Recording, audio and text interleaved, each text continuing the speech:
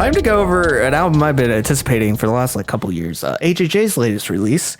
Good luck, everybody. Good luck, because of some of the other albums we have to listen to. And good luck for we're gonna see Sonic the Hedgehog. We're not seeing fuck you. We're not seeing Sonic the Hedgehog. AJJ, formerly known as Andrew Jackson Jihad, or Andrew Jackson Yeehaw, is a Phoenix. You know Yeehaw spelled with a Y, right? Yeah, I know, but it sounds the same. Jihad, Yeehaw. Okay. Yeah, I just want to make close enough. I just want to make sure you were aware of this. I'm an idiot. I know. I know. I say terrible jokes all the time. Yeah, that are not funny. That stupid fucking what was the critiques and memes? That stupid shit that you should fucking have never said. I think I've told worse jokes than that. You probably have, but we usually cut them. No, I don't think I usually cut them. I only cut the offensive ones. That's fair. Because you can't let the jokes linger. You just gotta let them come out. No, you don't have to. You don't have to. The offensive ones you keep inside, but the bad ones that are just bad and unfunny, you keep those. You just let those free. Whatever. Let's keep going. AJJ is a Phoenix, Arizona folk punk band. Oh, they have a degree from the University of Phoenix? That's not a real degree. And you say my jokes are bad. AJJ's core member. Mine are realistic, though, and sad, because a University of Phoenix degree is not a real degree. Please stop. I feel like I just offended. There's probably one of our hardcore viewers has a University of Phoenix. I think we need to actually talk about the music. Probably. Because I've been egging you on with this Sonic the Hedgehog shit, and you just keep on agreeing to it. I've been gaslighting you in a weird way, and I think I just need to apologize for that. You misspelled the Bible on this note. I'm going to fix that real quick because you're an idiot. How did I spell the Bible? You TNE. Oh, I misspelled not the Bible. Yeah, well, I was saying the full title.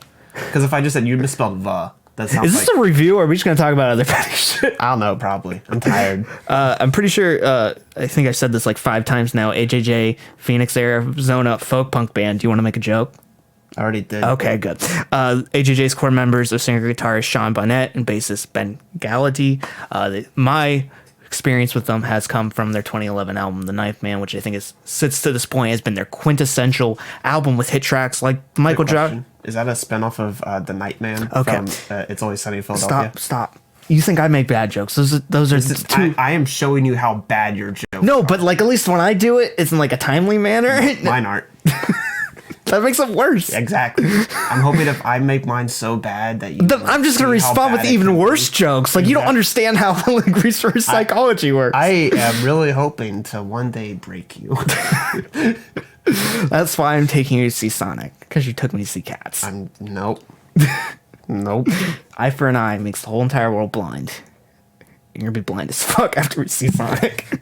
I really want to quote the fucking Seven Psychopaths line where this guy just said after somebody says no it doesn't. There's gonna be one guy left with one eye. Once the last guy's blind, how's he gonna find him to poke his eye out?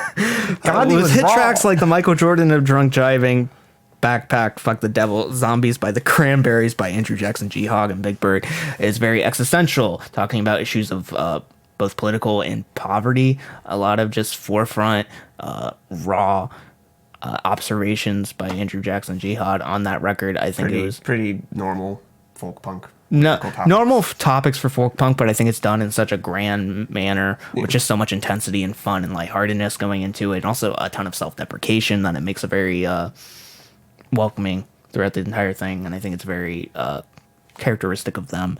They followed up in Christmas Island 2014, a little bit more poppier, not as strong lyricism, but still potent. They tried out a more poppier aesthetic, but there doesn't say there isn't any experimentation to it, like on tracks like Coffin Dance with Jamie Stewart, with his super ghostly presence on there. And then they followed up with The Bible 2 in 2017, which I didn't like when it came out. I think it's fine now. I think lyrically it's pretty samey for them, and also the mixing is not good. Yeah, it's just not good at times. But I re-listening to a bit today, it's not as bad as I remember it. I just think it's just there's just flaws that could just been fixed. It's an album I don't go back to. Yeah, ever.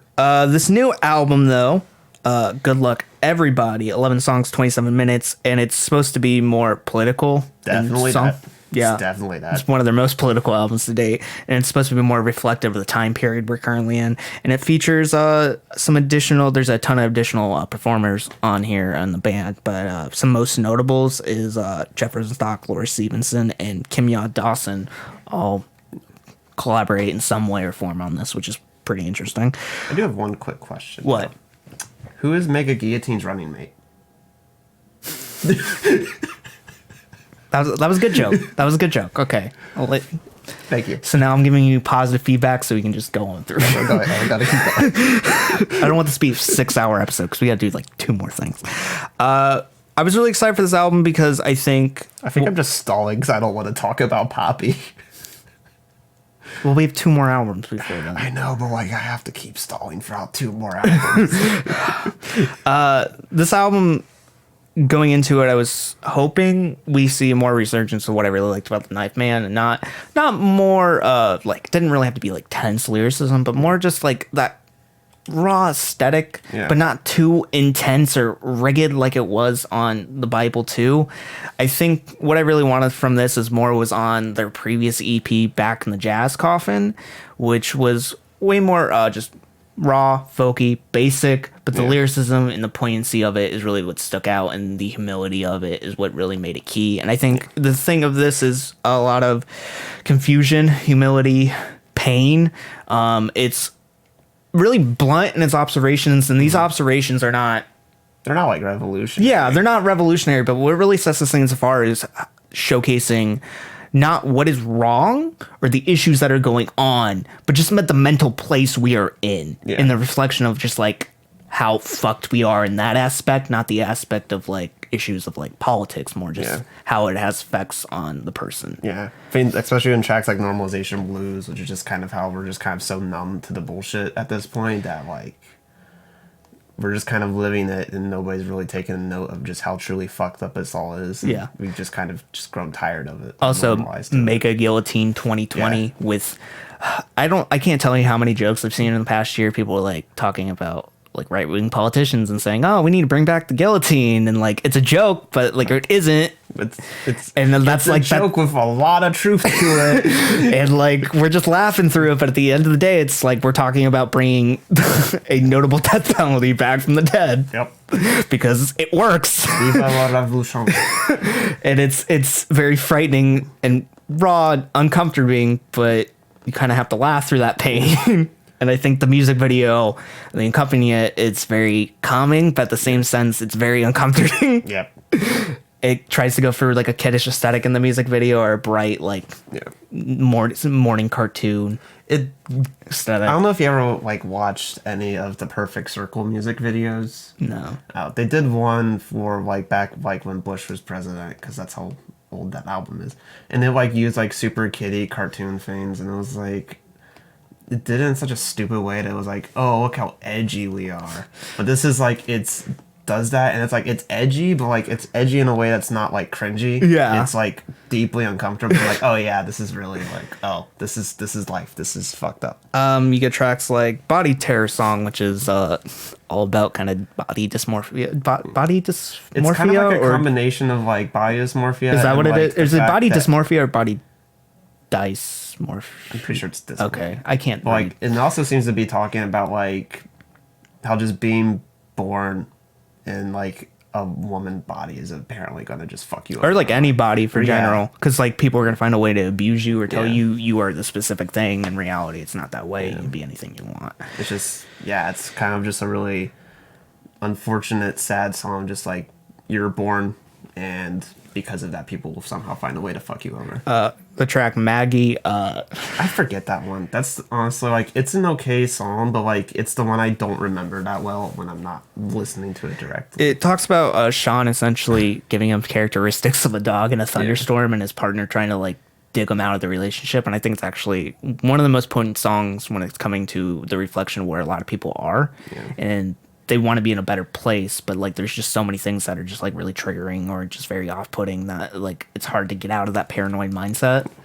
You have tracks like Loudmouth, kind of about how even if you like agree with somebody, if they're being an asshole about it, they're still an asshole, even if you agree with what they're saying. But then at the end, it's kind of a recognition that, like, you know, he's kind of an asshole too, especially given that, like, 2 tracks later, he does Psychic Warfare. Where he literally talks about just putting the idea of fate or of faith in the hope of, like, just destroying your enemies. Literally just, like, the idea of putting so much, like, anger and hatred and bad vibes out into the universe that eventually it's gonna fucking kill Which somebody. is very relatable. I think I share in that sentiment of just hoping that, like, these people that you don't like in power just disappear or even worse.